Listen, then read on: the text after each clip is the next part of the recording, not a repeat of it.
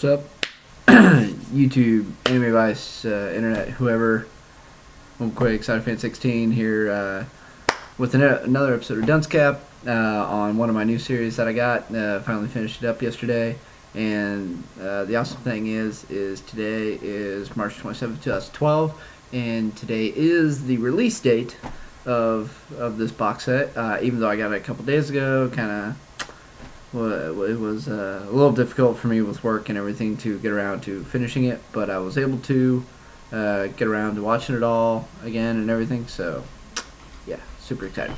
And anyways, guys, that is box set I have here is Dream Eater Mary, the Blu-ray from Sentai Filmworks and everything. Kind of upset though, actually. I think in its journey to me,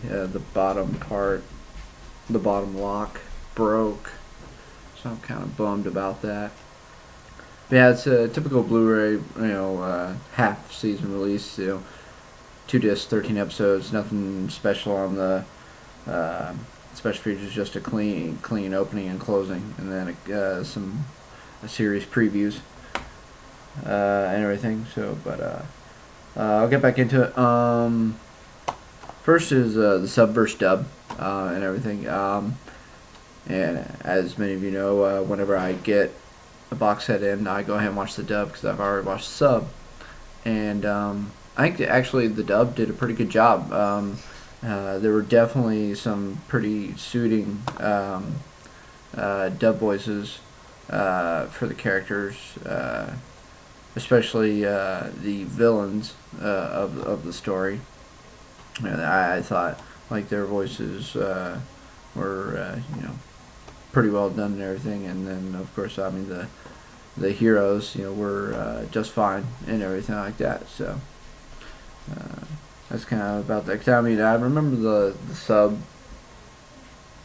somewhat and everything because as many of you know, I watch a shitload every year, so really remembering the sub is kind of difficult because since this aired basically a year ago, that's basically like 40 shows ago, so it's like I've watched so much stuff that it's kind of difficult to remember the sub. I could have watched some of the sub again, but I didn't. So yeah, but in the sub versus dub though, it's just kind of basically it's whatever preference you have. If this shows up on Netflix instant anytime soon, then obviously it'll be in dub, but don't let that bother you and everything, because it's just fine to watch the dub, no big deal and everything like that. So the next up is the animation, and it doesn't say on here whether or not this is an upscale, but it is in 1080p high definition. So that's cool, and it did look crisp, but like I say, all I'm doing is basically shooting myself in the foot and watching these Blu-rays, because I'm watching these Blu-rays on my PS3 that is hooked up via AV cables to my projector. So at most I'm getting only 480 out of it. So if I wanted, I could go ahead and watch it through my computer, or at least get 900 of it, but I'm just not. But the picture still looks good. The picture does look good, and I liked the animation to begin with and everything. And so even though I don't know, I'm not sure whether it's an upscale or not, but I really like the animation anyways, and the animation style just as it is. It's not like the animation in super detail, but I enjoy just like the look of a lot of the characters and everything, especially like the all the eyes and the distinct characteristics of all the different dream demons. Yeah, because a number of the things actually definitely reminded me of Soul Eater a bit, of just kind of some of the interesting artistic choices. And but I count that definitely in the positives for this. It's something very, that works out very good for it and everything, if you ask me. So pretty cool stuff there. Let's see. Next we got the story. Yeah, pretty sure. Basically, the story is you have Mary Nightmare, aka Dream Eater Mary, Imakui Mary, whatever, who has been wandering around the real world trying to get, because she's a dream demon who's stuck in the real world without a vessel, aka possessing a human, and she's been stuck here and she wants to get back. And then comes along Yumeji, and he is a human who can enter the dream world without being possessed by a dream demon. God, I don't know why I keep blanking on that. My bad. But yeah, and so he's definitely interesting, and he's able to do this little dealy here like this, and be able to differentiate between colors and see what kind of dreams people are gonna have that night. But then he can also tell if someone is possessed as well by a dream demon. So that's pretty interesting stuff, and those two team up. Of course, it's kind of funny that I see it constantly like this, and yeah, it goes over his eye. But whenever I see this, I constantly think of, oh, this is offensive in some countries because ho. Asshole. Oh. That's just me. I just think it's kind of funny. But whatever. If you want to sit there and do that on them, okay. Works for me.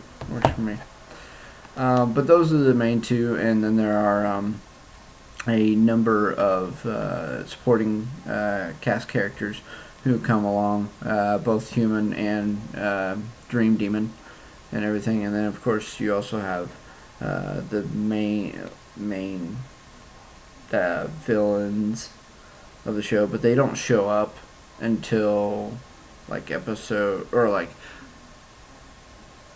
okay, you aren't really exactly sure who they are and what they plan to do, or what their overall plan is until episode 9 and everything. So be forewarned on that. You're gonna kind of go along on this sort of journey of sorts, and then you find out what goes on, and then it's just a bunch of action, which is really good. Yeah, it's nice to just for the series to finish up on action. It's really nice because there's a couple of duller moments in the middle of the series, but overall it's nicely paced and quite enjoyable. Hell, I wouldn't have bought it if it wasn't enjoyable and everything. Or of course.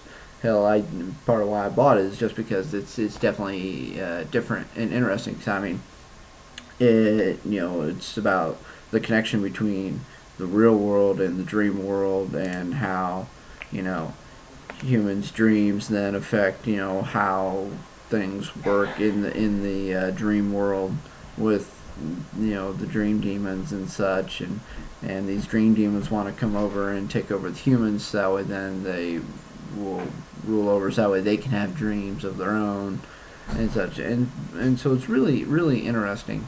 I think of the connection of it is, and it just is just part of it's kind of just because it deals also with people losing their dreams and everything like that, and so it's just kind of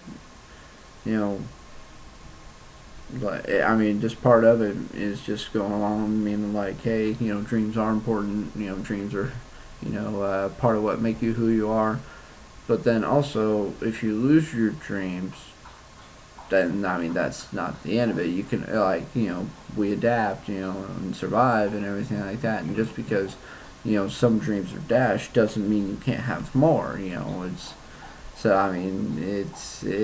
not the end of the world if you lose your dreams and everything like that. So, definitely some neat, interesting, uplifting messages. I think or that are kind of an undertone of the story and whatnot. So definitely, I definitely noticed that. And so yeah, I mean that's kind of pretty much it. I mean, there's obviously it's an action fantasy, and I'm surprised actually it's a seinen, and I'm surprised it's a seinen. I did not realize it was a seinen, especially because it also lacks language and a bit more gratuitous in the violence. So I really am surprised it's categorized as a seinen and is published in a seinen magazine. So yeah, especially considering. Oh no, I'll get to that later. Never mind. Shit, what was I gonna say? But yeah, it's an action fantasy. It's got some comedic moments and everything, and the comedic moments, aren't super out there or anything like that. You get a couple of little moments. There isn't a bunch of fan service and everything like that. There's like one or two scenes of fan service, and that's about it. I mean, you don't even get a bunch of panty shots or anything like that. I mean, it's just not there. It's all, I mean, just basically the focus of this is the characters in the story. That's the focus. So, yeah. Anyway, the characters, I already kind of talked about the characters, or at least the main two. Yumeji and Mary and everything, and so they're just teaming up together to kind of basically Yumeji just wants to be strong and help Mary and protect his friends and everything, and Mary just wants to figure out how to get back into the dream world and everything. So because she's been lost around in the human world for years, and so she's kind of got tired of it. Of course, she does sort of seem a little like a lolly character, which is kind of funky. But I totally forgot too. Another interesting thing I thought was some of the characters like clothes. I think they're really neat and different and interesting and everything. I mean, especially like Mary's. I think Mary's outfit is pretty neat, especially how her little coattails are all like curled up and everything. It's kind of, I don't know. It's just kind of neat and everything. For some of these dream demons, they're definitely interesting in many ways. And everything. So, but I mean, yeah, characters. I mean, you got a couple of girls and a couple of guys, where it's just kind of whatever. I definitely thought, actually, to mention Yumeji's friend and father that he lives with. Crap, what's her name?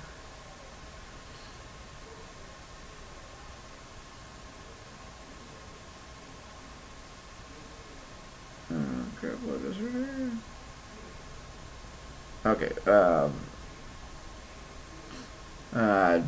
Tachibana is her last name, and her dad is definitely interesting, and I've noticed parents like somewhat similar in different series, and it's that these parents are like silent watchers for the most part, so I mean they know a whole lot of what's going on between the main characters, but they just say random vague advice that actually ends up being helpful and they do that at random times during the series, and there aren't really a whole lot of times where you find a parental character like that, but I definitely think it's interesting because it adds a little bit of mystery and depth to the parent, since they don't get a whole lot of screen time or words or whatever. But yeah, of course, I think this old guy's pretty cool. Even though you don't see him a whole lot, I think he's pretty cool. So that's kind of that. Like I say, I mean, there's a number of characters in every series I cover, but yeah, I just try to cover the main ones. Blah blah blah. Getting off topic. Okay, anime versus manga. I have not read any of the manga. I know that there are 7 volumes out in Japan right now. It's been running since 2008. And it runs, like I said, in a seinen monthly magazine. Which, like I said, I was really surprised that this is a seinen. And what I'm also surprised is another, recent anime that has started to come stateside, or that's published in the same magazine that I can't believe is a seinen. That now this is yet another push for me to check it out. Is Puella Madoka Magica or whatever. So yeah, if it's a seinen, and even though it's got magical girls, and I know it's got some really dark stuff, going on with it, but it's a seinen. I mean, okay, yeah, that I'll even more give it a shot then. I mean, what the hell, you know? But I am actually really curious about the manga, because I don't know if either there is not enough material, like not enough source material to make a second season of this yet, or if it just didn't have enough popularity or whatever, so they're not going to make a second season. And so, in which case, I am definitely curious to check out the manga, just because I'm curious as to where the story goes. Because I mean, I find the story interesting, and it has a pretty reasonable ending, if you ask me. And so, considering still what's left, I would definitely like to see more. Of course, the thing is that this is Yumakui Mary is just another thing that I would rather take in animated form than reading it, just because of all like the action and whatnot. But hey, you gotta take what you can get, because it's not licensed in the U.S. for the manga, so kind of screwed there.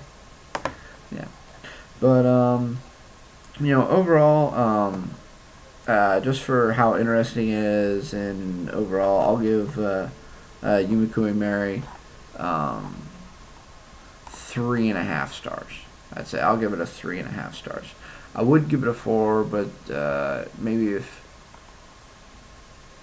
if I enjoyed it just a little more. I mean, I do enjoy this, of course. I do enjoy the show, but like I say, because it's very interesting. But if it just had a tiny bit more to it, I would have given it a 4. And I almost thought about giving it a 4, but I'm gonna go with like a 3.5 star. So that's kind of how that is. But like I say, can't go wrong with the sub or the dub. I mean, both work. Characters, story, animation, blah blah blah. Like I say, it's brought to you by Sentai Filmworks here, and yeah, like I say, it got put out today. So woohoo! Of course, anywho, that's all I got. You guys need to stay tuned for next time, or I'm pretty sure next time, where I will be covering the Blu-ray box set from Sentai Filmworks of IS Infinite Stratos. And you guys will most likely see that a week or so before it is released. So I'll be sure to review that and let y'all know. But hey, leave comments down below or whatever. Share this video, like it, however, subscribe. Like I say, I'm SideFan16 on YouTube and Anime Vice. Find me on Twitter at BILDO_88 with the @ symbol and whatnot. Yeah, that's about all I got and everything. So peace.